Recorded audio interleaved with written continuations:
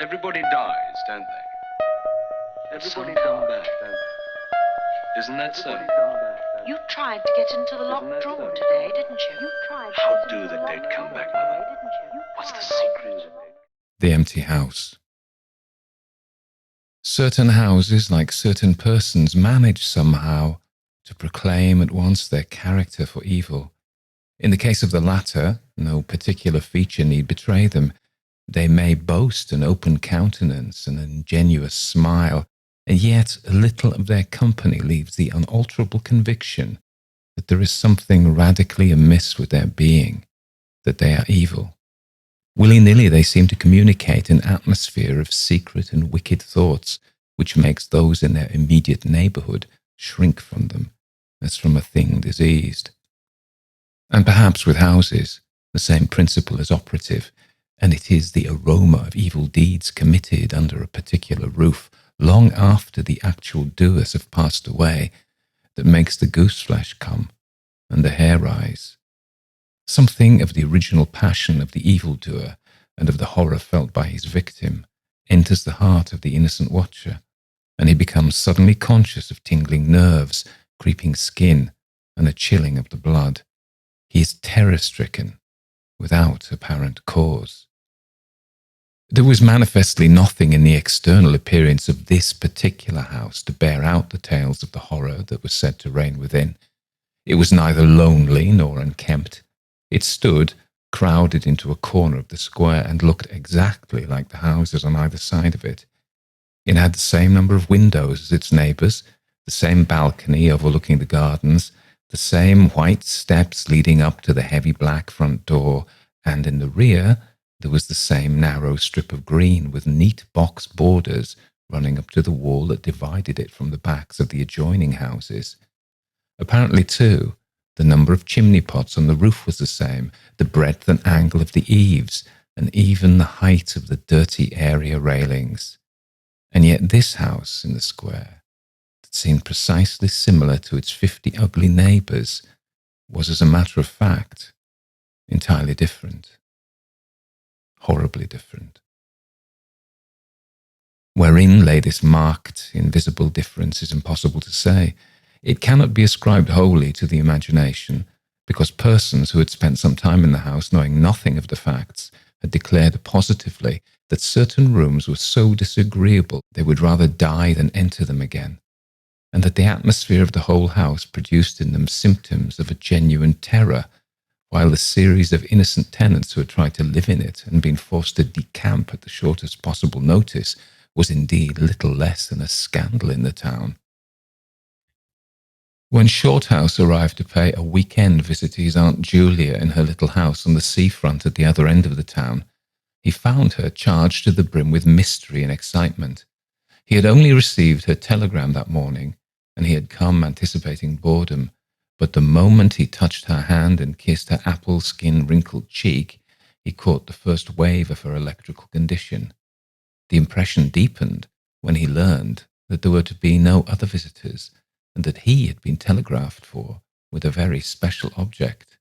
Something was in the wind, and the something would doubtless bear fruit, for this elderly spinster aunt with a mania for psychical research had brains as well as willpower, and by hook or by crook, she usually managed to accomplish her ends. The revelation was made soon after tea, when she sidled close up to him as they paced slowly along the seafront in the dusk. "I've got the keys," she announced in a delighted yet half-awesome voice. "Got them till Monday." "The keys of the bathing machine, or?" he asked innocently, looking from the sea to the town. Nothing brought her so quickly to the point as feigning stupidity. "Neither," she whispered. "I've got the keys of the haunted house in the square, and I'm going there tonight." Shorthouse was conscious of the slightest possible tremor down his back. He dropped his teasing tone. Something in her voice and manner thrilled him. She was in earnest. "But you can't go alone," he began. "That's why I wired for you," she said with decision. He turned to look at her. The ugly, lined, enigmatical face was alive with excitement. There was the glow of genuine enthusiasm round it like a halo. The eyes shone. He caught another wave of her excitement, and a second tremor, more marked than the first, accompanied it. "Thanks, Aunt Julie," he said politely. "Thanks awfully." "I shouldn't dare to go quite alone," she went on, raising her voice, "but with you, I should enjoy it immensely. You're afraid of nothing, I know." "Thanks so much," he said again. Is anything likely to happen?" "A great deal has happened," she whispered, though it's been most cleverly hushed up. 3 tenants have come and gone in the last few months, and the house is said to be empty for good now." In spite of himself, Shorthouse became interested. His aunt was so very much in earnest. "The house is very old indeed," she went on, "and the story, an unpleasant one, dates a long way back. It has to do with a murder committed by a jealous stableman who had some affair with a servant in the house. One night, he managed to secrete himself in the cellar, and when everyone was asleep, he crept upstairs to the servants' quarters, chased the girl down to the next landing, and before anyone could come to the rescue, threw her bodily over the banisters into the hall below. And the stableman was caught, I believe, and hanged for murder. But it all happened a century ago, and I've not been able to get more details of the story." Shorthouse now felt his interest thoroughly aroused, but though he was not particularly nervous for himself, he hesitated a little on his aunt's account. "On one condition," he said at length. "Nothing will prevent me going," she said firmly, "but I may as well hear your condition. That you guarantee your power of self-control if anything really horrible happens. I mean, that you're sure you won't get too frightened." "Jim," she said scornfully, "I'm not young, I know, nor are my nerves. But with you, I should be afraid of nothing in the world." This, of course, settled it, for Shorthouse had no pretensions to being other than a very ordinary young man, and an appeal to his vanity was irresistible. He agreed to go. Instinctively, by a sort of subconscious preparation, he kept himself and his forces well in hand the whole evening, compelling an accumulative reserve of control by that nameless inward process of gradually putting all the emotions away and turning the key upon them. A process difficult to describe, but wonderfully effective, as all men who have lived through severe trials of the inner man well understand. Later, it stood him in good stead. But it was not until 10:30, when they stood in the hall, well in the glare of friendly lamps and still surrounded by comforting human influences, that he had to make the first call upon this store of collected strength. For once the door was closed, and he saw the deserted, silent street stretching away white in the moonlight before them, it came to him clearly that the real test that night would be in dealing with 2 fears instead of 1. He would have to carry his aunt's fear as well as his own, and as he glanced down at her sphinx-like countenance and realized that it might assume no pleasant aspect in a rush of real terror, he felt satisfied with only one thing in the whole adventure, that he had confidence in his own will and power to stand against any shock that might come. Slowly they walked along the empty streets of the town. A bright autumn moon silvered the roofs, casting deep shadows. There was no breath of wind, and the trees in the formal gardens by the seafront watched them silently as they passed along. To his aunt's occasional remarks, Shorthouse made no reply, realizing that she was simply surrounding herself with mental buffers, saying ordinary things to prevent herself thinking of extraordinary things. Few windows showed lights, and from scarcely a single chimney came smoke or sparks. Shorthouse had already begun to notice everything, even the smallest details. Presently they stopped at the street corner and looked up at the name on the side of the house full in the moonlight, and with one accord, but without remark, turned into the square and crossed over to the side of it that lay in shadow. "The number of the house is 13, whispered a voice at his side. And neither of them made the obvious reference, but passed along the broad sheet of moonlight and began to march up the pavement in silence. It was about halfway up the square that Shorthouse felt an arm slipped quietly but significantly into his own, and knew then that their adventure had begun in earnest, and that his companion was already yielding imperceptibly to the influences against them. She needed support. A few minutes later they stopped before a tall, narrow house that rose before them into the night, ugly in shape and painted a dingy white. Shutterless windows without blinds stared down upon them, shining here and there in the moonlight. There were weather streaks in the wall and cracks in the paint, and the balcony bulged out from the first floor a little unnaturally. But beyond this generally forlorn appearance of an unoccupied house, there was nothing at first sight to single out this particular mansion for the evil character it had most certainly acquired. Taking a look over their shoulders to make sure they had not been followed, they went boldly up the steps and stood against the huge black door that fronted them forbiddingly. But the first wave of nervousness was now upon them, and Shorthouse fumbled a long time with the key before he could fit it into the lock at all. For a moment, if truth be told, they both hoped it would not open, for they were a prey to various unpleasant emotions as they stood there on the threshold of their ghostly adventure. Shorthouse, shuffling with the key and hampered by the steady weight on his arm, certainly felt the solemnity of the moment. It was as if the whole world, for all experience, seemed at that instant concentrated in his own consciousness, were listening to the grating noise of that key. A stray puff of wind wandering down the empty street woke a momentary rustling in the trees behind them, but otherwise, this rattling of the key was the only sound audible. And at last it turned in the lock, and the heavy door swung open and revealed a yawning gulf of darkness beyond. With a last glance at the moonlit square, they passed quickly in, and the door slammed behind them with a roar that echoed prodigiously through empty halls and passages. But instantly, with the echoes, another sound made itself heard, and Aunt Julia leaned suddenly so heavily upon him that he had to take a step backwards to save himself from falling. A man had coughed close beside them, so close that it seemed they must have actually been by his side in the darkness. With the possibility of practical jokes in his mind, Shorthouse at once swung his heavy stick in the direction of the sound, but it met nothing more solid than air. He heard his aunt give a little gasp beside him. "There's someone here," she whispered. "I heard him." "Be quiet," he said sternly. It was nothing but the noise of the front door.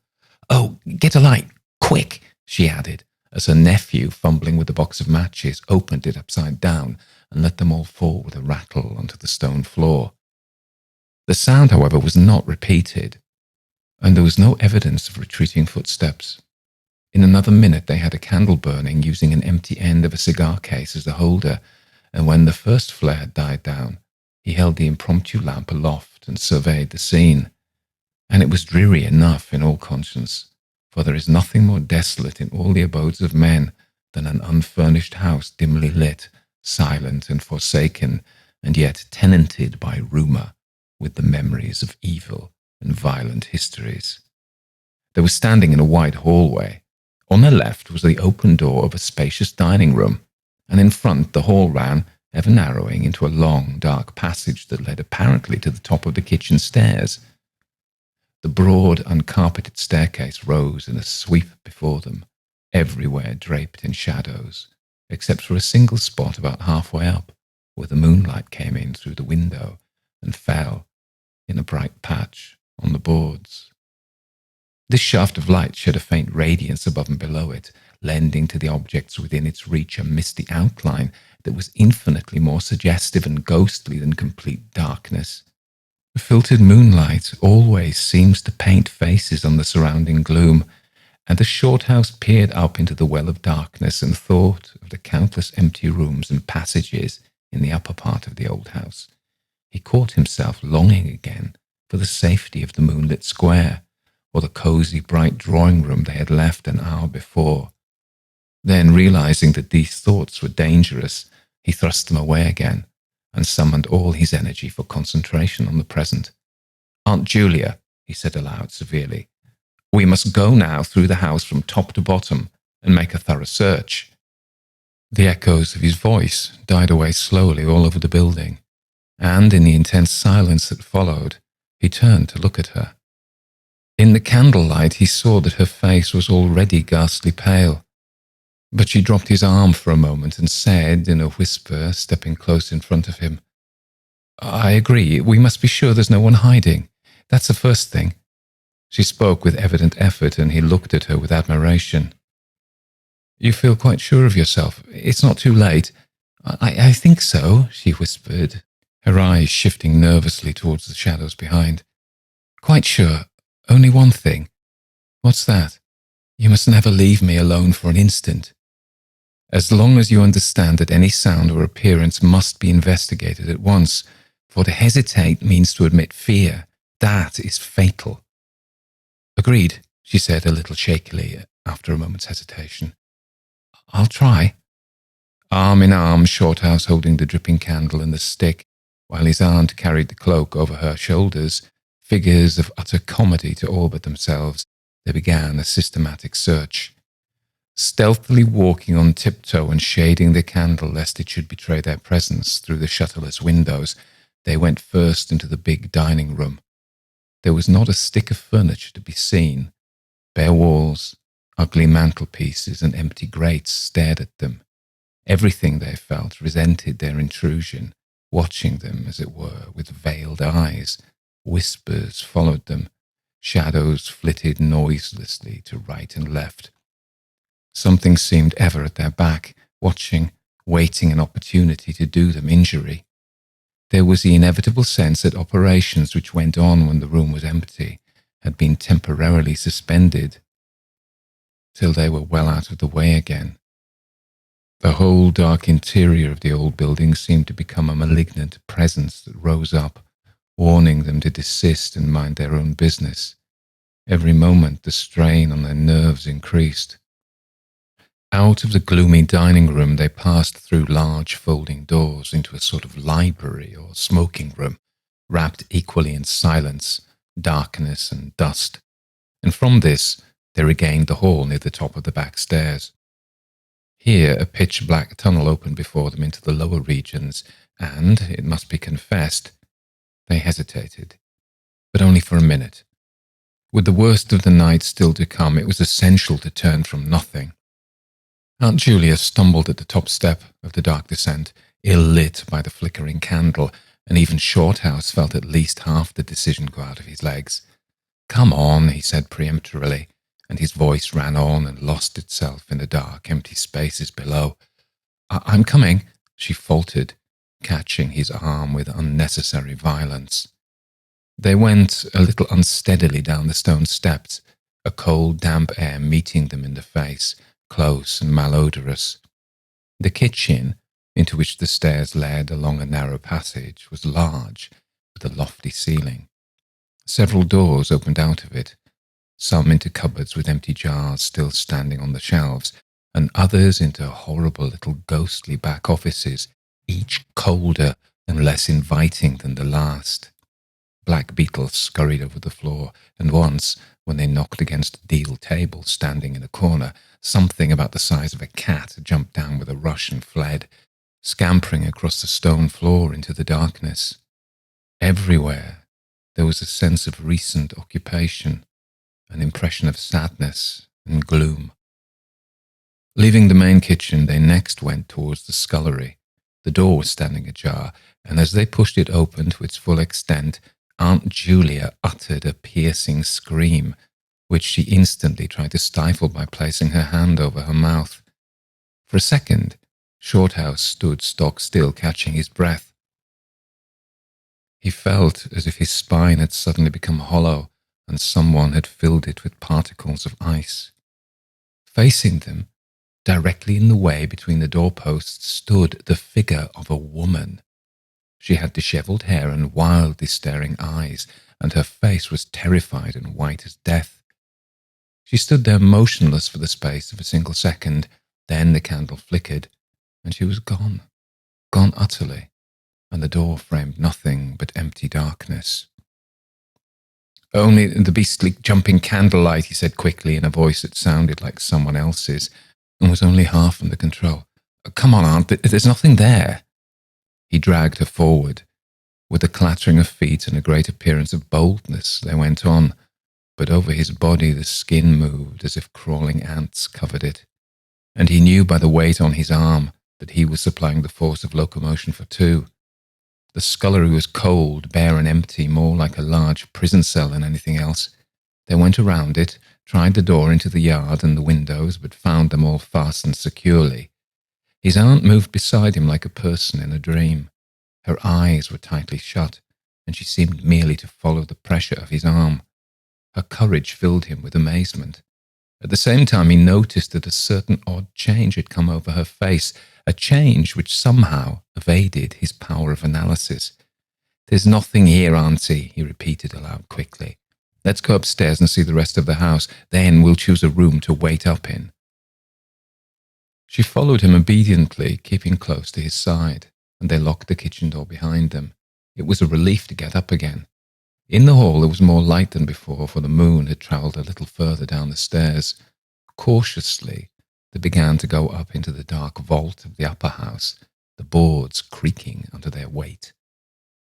On the first floor, they found the large double drawing rooms, a search of which revealed nothing. Here also was no sign of furniture or recent occupancy, nothing but dust and neglect and shadows. They opened the big folding doors between front and back drawing rooms and then came out again to the landing and went on upstairs. They had not gone up more than a dozen steps when they both simultaneously stopped to listen, looking into each other's eyes with a new apprehension across the flickering candle flame. From the room they had left hardly 10 seconds before came the sound of doors quietly closing. It was beyond all question. They heard the booming noise that accompanies the shutting of heavy doors, followed by the sharp catching of the latch. "We must go back and see," said Shorthouse briefly in a low tone, and turned to go downstairs again. Somehow she managed to drag after him, her feet catching in her dress, her face livid. When they entered the front drawing room, it was plain that the folding doors had been closed half a minute before. Without hesitation, Shorthouse opened them. He almost expected to see someone facing him in the back room, but only darkness and cold air met him. They went through both rooms, finding nothing unusual. They tried in every way to make the doors close of themselves, but there was not wind enough to even set the candle flame flickering. The doors would not move without strong pressure. All was silent as the grave. Undeniably, the rooms were utterly empty, and the house utterly still. "It's beginning," whispered a voice at his elbow which he hardly recognized as his aunt's. He nodded acquiescence, taking out his watch to note the time. It was 15 minutes before midnight. He made the entry of exactly what had occurred in his notebook, setting the candle in its case upon the floor in order to do so. It took a moment or two to balance it safely against the wall. Aunt Julia always declared that at this moment she was not actually watching him, but had turned her head towards the inner room, where she fancied she heard something moving, but at any rate both positively agreed that there came the sound of rushing feet, heavy and very swift, and the next instant the candle was out. But to Shorthouse himself had come more than this, and he has always thanked his fortunate stars that it came to him alone and not to his aunt too. For, as he rose from the stooping position of balancing the candle, and before it was actually extinguished, a face thrust itself forward, so close to his own that he could almost have touched it with his lips. It was a face working with passion, a man's face, dark, with thick features and angry, savage eyes. It belonged to a common man, and it was evil in its ordinary normal expression, no doubt. But as he saw it, alive with intense, aggressive emotion, it was a malignant and terrible human countenance. There was no movement of the air, nothing but the sound of rushing feet, stockinged or muffled feet, the apparition of the face, and the almost simultaneous extinguishing of the candle. In spite of himself, Shorthouse uttered a little cry, nearly losing his balance as his aunt clung to him with her whole weight in one moment of real, uncontrollable terror. She made no sound, but simply seized him bodily. Fortunately, however, she had seen nothing, but had only heard the rushing feet, for her control returned almost at once, and he was able to disentangle himself and strike a match. The shadows ran away on all sides before the glare, and his aunt stooped down and groped for the cigar case with the precious candle. Then they discovered that the candle had not been blown out at all. It had been crushed out. The wick was pressed down into the wax, which was flattened as if by some smooth, heavy instrument. How his companion so quickly overcame her terror, Shorthouse never properly understood, but his admiration for her self-control increased tenfold, and at the same time served to feed his own dying flame, for which he was undeniably grateful. Equally inexplicable to him was the evidence of physical force they had just witnessed. He at once suppressed the memory of stories he had heard of physical mediums and their dangerous phenomena, for if these were true, and either his aunt or himself was unwittingly a physical medium, it meant that they were simply aiding to focus the forces of a haunted house already charged to the brim. It was like walking with unprotected lamps among uncovered stores of gunpowder. So, with as little reflection as possible, he simply relit the candle and went on up to the next floor. The arm in his trembled, it is true, and his own tread was often uncertain, but they went on with thoroughness, and after a search revealing nothing, they climbed the last flight of stairs to the top floor of all. Here they found a perfect nest of small servants' rooms with broken pieces of furniture, dirty cane-bottomed chairs, chests of drawers, cracked mirrors, and decrepit bedsteads. The rooms had low sloping ceilings already hung here and there with cobwebs, small windows, and badly plastered walls, a depressing and dismal region which they were glad to leave behind. It was on the stroke of midnight when they entered a small room on the third floor, close to the top of the stairs, and arranged to make themselves comfortable for the remainder of their adventure. It was absolutely bare, and was said to be the room then used as a clothes closet into which the infuriated groom had chased his victim and finally caught her. Outside, across the narrow landing, began the stairs leading up to the floor above and the servants' quarters where they had just searched. In spite of the chilliness of the night, there was something in the air of this room that cried for an open window. But there was more than this.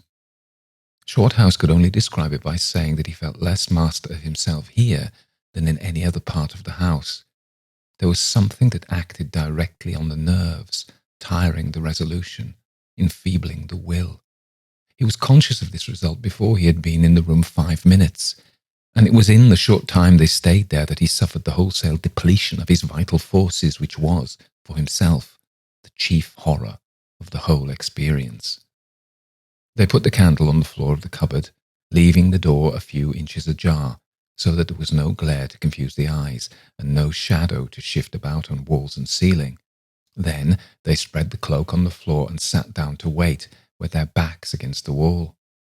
Shorthouse was within 2 feet of the door to the landing. His position commanded a good view of the main staircase leading down into the darkness, and also of the beginning of the servants' stairs going to the floor above. The heavy stick lay beside him within easy reach. The moon was now high above the house. Through the open window they could see the comforting stars like friendly eyes watching in the sky. One by one, the clocks of the town struck midnight, and when the sounds died away, the deep silence of a windless night fell again over everything. Only the boom of the sea, far away and lugubrious, filled the air with hollow murmurs. Inside the house, the silence became awful.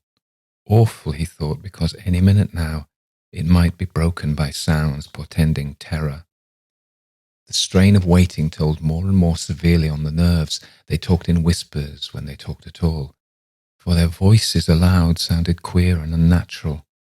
A chilliness, not altogether due to the night air, invaded the room and made them cold. The influences against them, whatever these might be, were slowly robbing them of self-confidence and the power of decisive action. Their forces were on the wane, and the possibility of real fear took on a new and terrible meaning. He began to tremble for the elderly woman by his side, whose pluck could hardly save her beyond a certain extent. He heard the blood singing in his veins. It sometimes seemed so loud that he fancied it prevented his hearing properly certain other sounds that were beginning, very faintly, to make themselves audible in the depths of the house. Every time he fastened his attention on these sounds, they instantly ceased. They certainly came no nearer, yet He could not rid himself of the idea that movement was going on somewhere in the lower regions of the house. The drawing room floor, where the doors had been so strangely closed, seemed too near. The sounds were further off than that.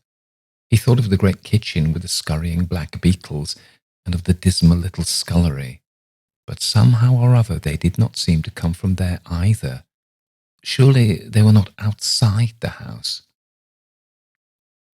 Then suddenly the truth flashed into his mind, and for the space of a minute he felt as if his blood had stopped flowing and turned to ice.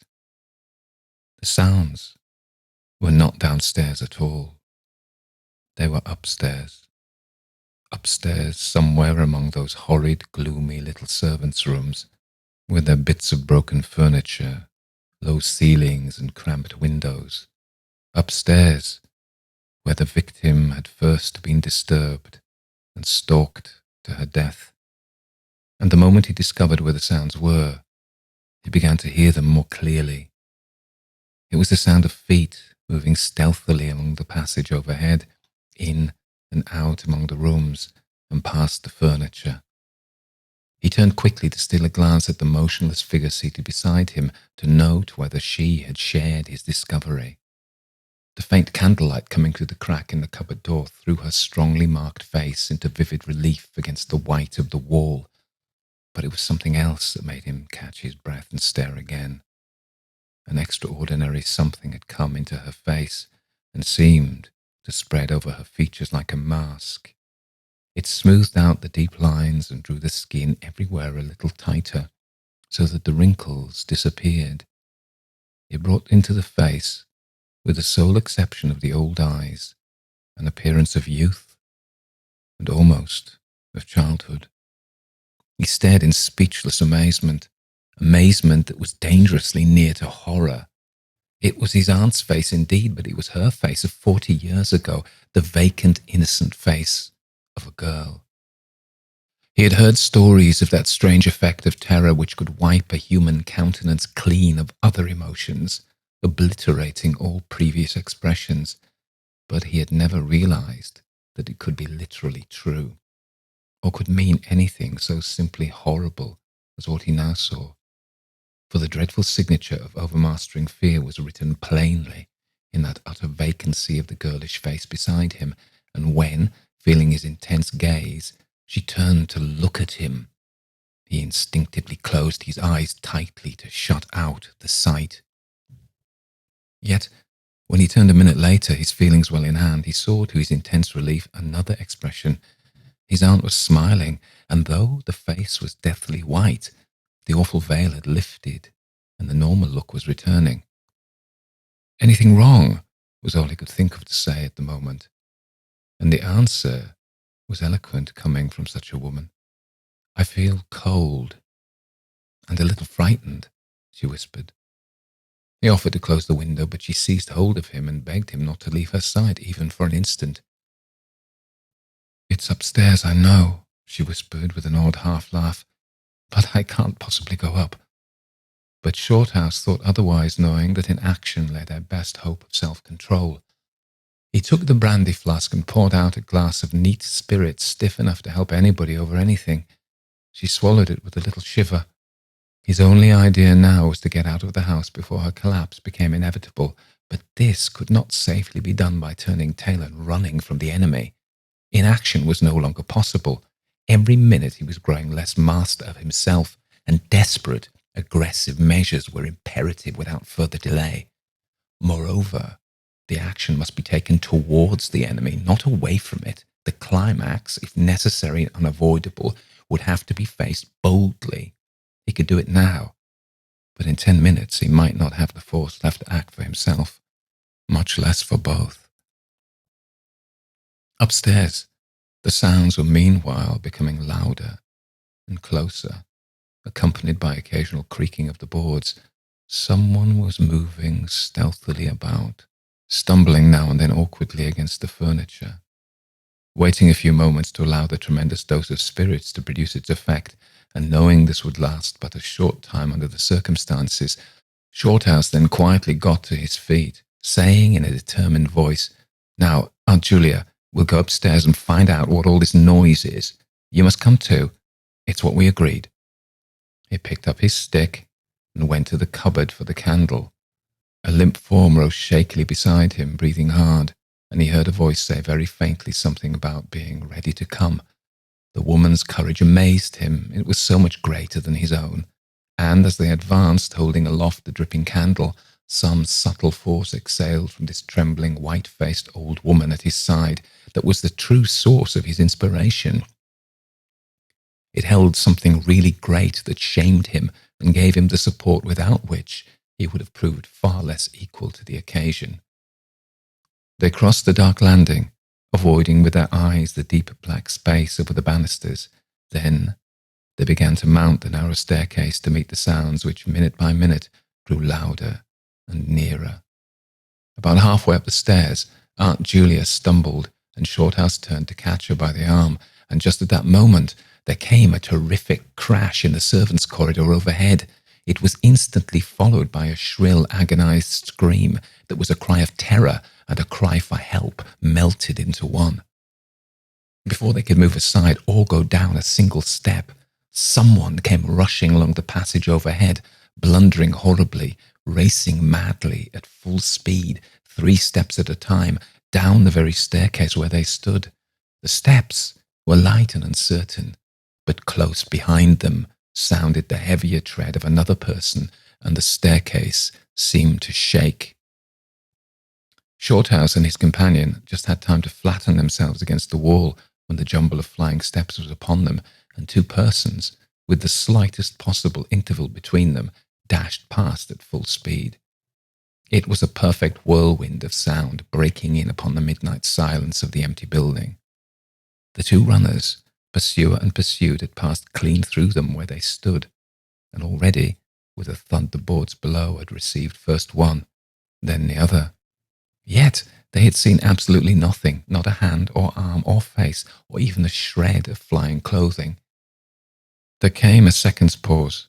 Then the first one, the lighter of the 2, obviously the pursued one, ran with uncertain footsteps into the little room where Shorthouse and his aunt had just left. The heavier one followed. There was a sound of scuffling, gasping and smothered screaming, and then, out onto the landing, came the step of a single person, treading weightily. A dead silence followed for the space of half a minute, and then was heard a rushing sound through the air. It was followed by a dull crashing thud in the depths of the house below, on the stone floor of the hall. Utter silence reigned after. Nothing moved. The flame of the candle was steady. It had been steady the whole time, and the air had been undisturbed by any movement whatsoever. Palsied with terror, Aunt Julia, without waiting for her companion, began fumbling her way downstairs. She was crying gently to herself, and when Shorthouse put his arm around her and half carried her, he felt that she was trembling like a leaf.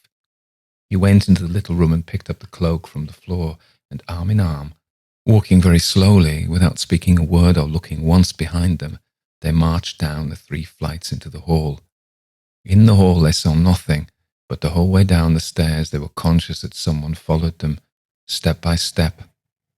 When they went faster, it was left behind, and when they went more slowly, it caught them up. But never once did they look behind to see, and at each turning of the staircase they lowered their eyes for fear of the following horror they might see upon the stairs above. With trembling hands, Shorthouse opened the front door, and they walked out into the moonlight and drew a deep breath of the cool night air blowing in from the sea.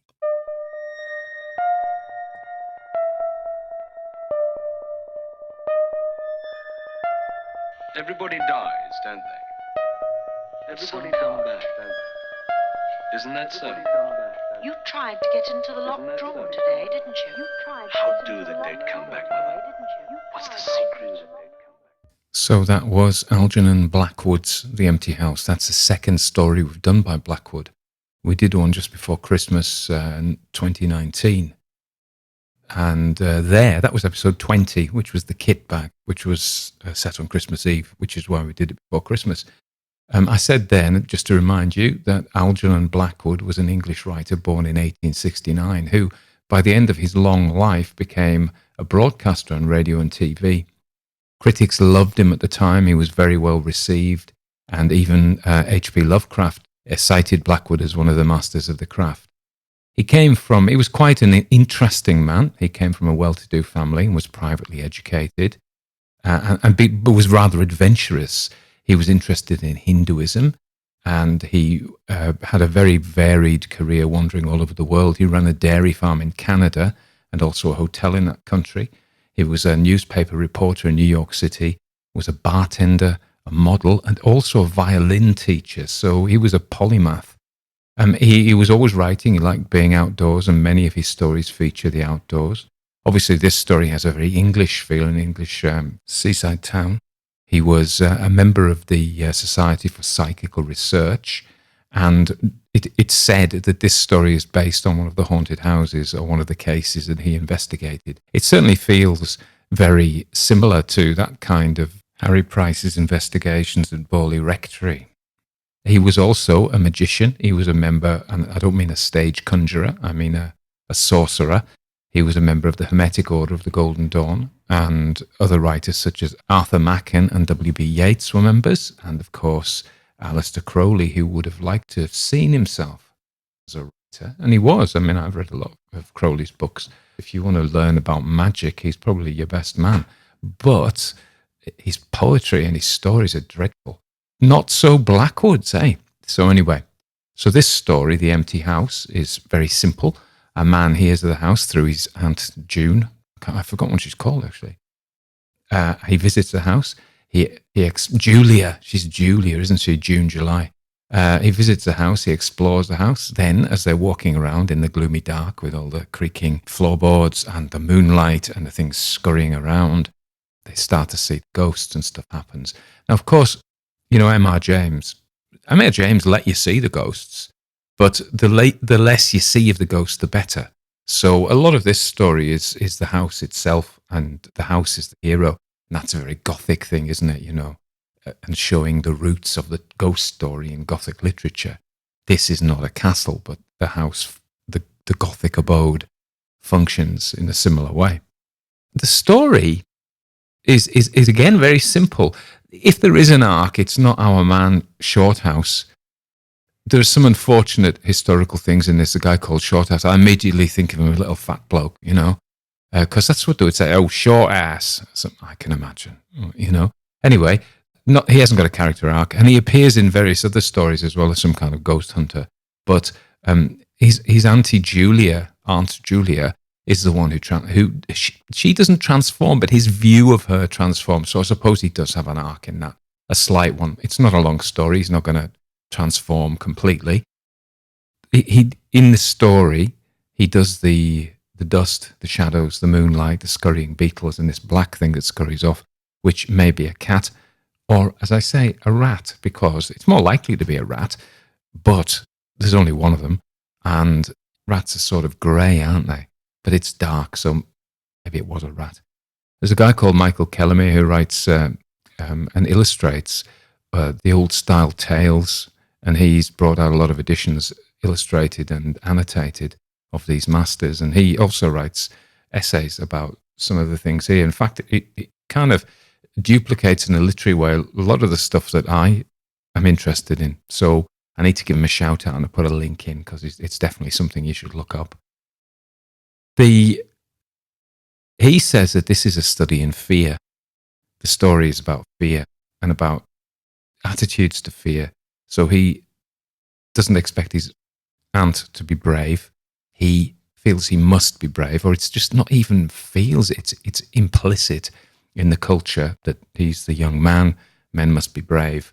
And it's sort of turned a little bit in that the woman is very brave, as it turns out. Because what is the secret of overcoming fear? It's not to not be frightened, it is to stand through it. So it's not actually brave not to be frightened of anything. It's just, that's a bit psychopathic. It's about overcoming your fear. So Aunt Julia does this and does it very well. I love the fact that she's very aged. She's probably about 50, a year I'll never see again.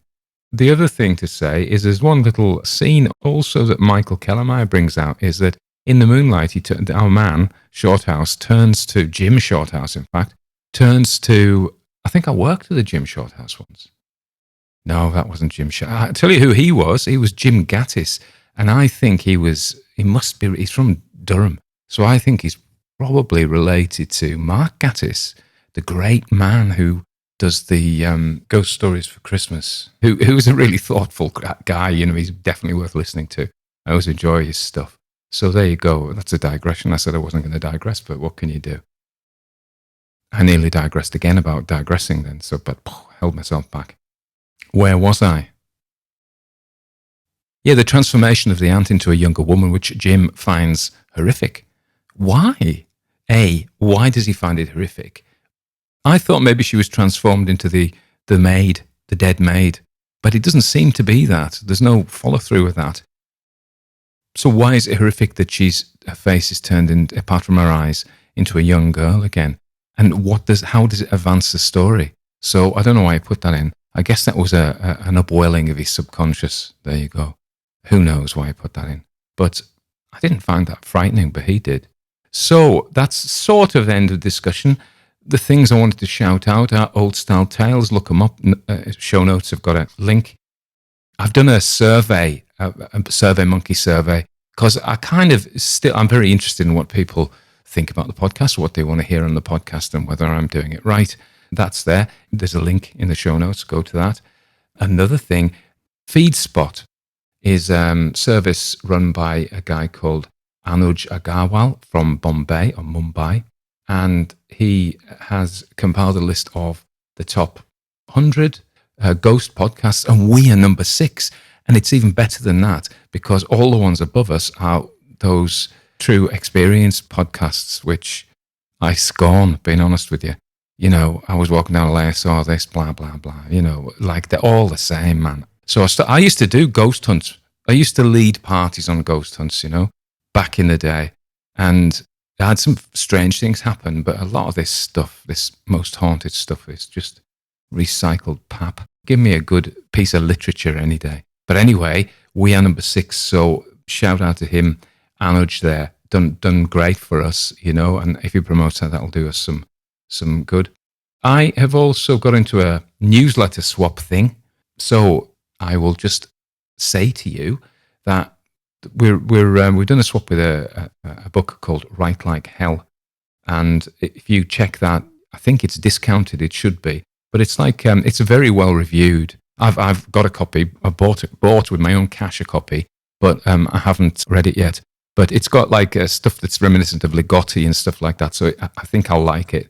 I'm looking forward to reading it. It's on I've got 2 piles. I've got a Kindle pile, which is virtual. Otherwise, it would go up to the moon. And a pile of print books, which is not virtual. And I kind of have to go. I'm not going to keep that and throw it out because I simply don't have enough space. But then, of course, like many of you, I buy it again later on. I go, oh yeah, that story there. That was great. So buy it again. Anyway, I'm trying to control my rambling. The music at the beginning, as you know, is by Jonathan Sharp's Heartwood Institute. I'm a big fan of theirs. And the end music is a new piece by Dvoinik, which is one of the podcast listeners. In fact, they both listen to the podcast, so there you go. And that is A Drowning, okay?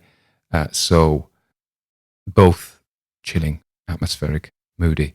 This is a free podcast. I've changed my mind about doing 3 subscriber, 1 free. I'm going to do half and half. So if you like it, if you want to get another 2 episodes every month, which are a little bit riskier, those of you who listen to the last one will know why I say that, but don't tell them because it's a secret. So if you want to get the exclusive stuff and you want to feel like you're supporting the podcast and keep us going and all of that, then subscribe. Click over to Substack, subscribe. You can actually subscribe for now. You can get a free version of it. But if you did put your hand in your pocket virtually, nobody has any pockets these days. Nobody has any cash. Nobody has any pockets. Maybe they don't even have any hands. I don't know. I don't see them anymore. That's it. If you do one thing, subscribe via Substack.